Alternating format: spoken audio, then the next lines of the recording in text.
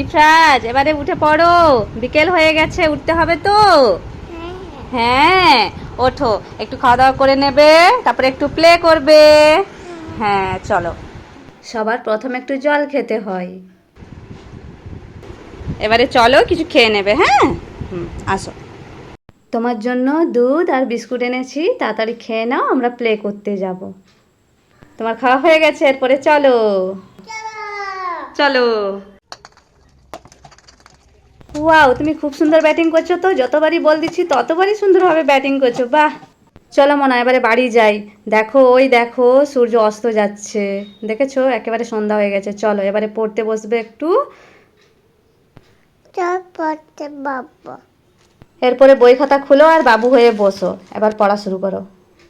Donny Donny, a papa eating sugar, no papa. They're nice, no papa.